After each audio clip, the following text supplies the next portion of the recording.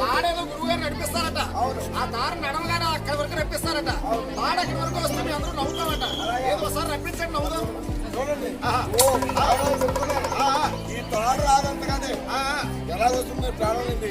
మీరు రప్పిస్తారు, నేను రప్పిస్తాను. అంటే ఇంద్రజాల ప్రదర్శన నేను తెస్తాను, మీరు తెస్తారు. నేను ఇంద్రజాలం చేసి దాన్ని ఇలా తెస్తాను.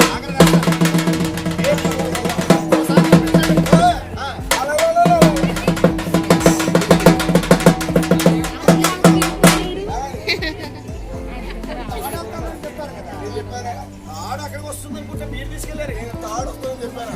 అదే మీరు దగ్గర తీసుకెళ్ళమంటే మీరు తాడు పట్టుకు తీసుకెళ్ళవా? కామెడీ కామెడీ ఇప్పుడు నిజంగా చేస్తాను. సరదాగా నవ్వించారు, బాగుంది. తాడు తాడు ఏం చేయబోతున్నారు? మీరు ఏం కాదు ఆయనకి ఈయనకి రెండు మొక్కలు చేయండి. ఇప్పుడు ఆయనకి నాకు సమానంగా రెండు మొక్కలు చేయండి. అరటి వేసి కట్ చేస్తాడంట నాన్న ఆయన. అలా కాదు, అలితి వేసి కొత్త మొదలైన వదులు. మీరు మామూలుగా గజం వాళ్ళు ఎక్కేస్తారు కదా. అవును, అలా అలా సరిగ్గా చూడండి. ఇది సగం, అదే సగం, సగం, అదే సగం. కోసాను కోసి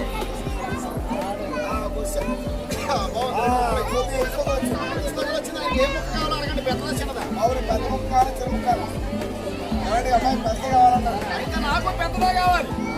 చిన్నప్పుడు పెద్ద నాకు పెద్దదే కావాలి. నాకు చిన్నదే కావాలి. చెప్పలేదు. ఇదో తాడు, ఇదో రెండు ముక్కలు గట్టిగా ఇది అయిపోయింది. విదేశీ ఇచ్చారు.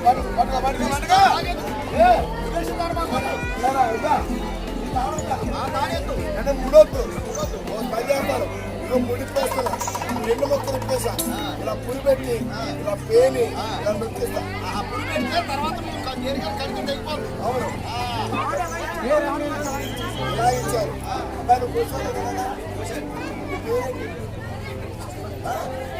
శ్రీశాల్ చూశాడు, మీరు అందరూ చూశారు. నిజమా అబద్ధమా?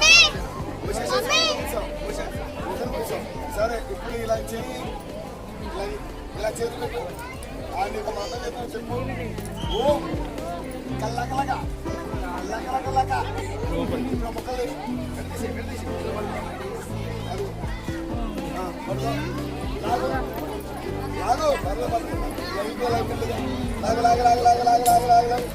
ఏం కోసావా? లగలక మంత్రం వచ్చిందా? మంత్రం బాగా వచ్చింది. నువ్వు ఇంటికి వెళ్ళిపోయి మంచాలు నీ మంచం మంత్రం కోసేసి లగలక లగలక అంటే ఈరోజు పండుగలో 3వ రోజు, కర్మానికి 80వ రోజు. హరిదాసు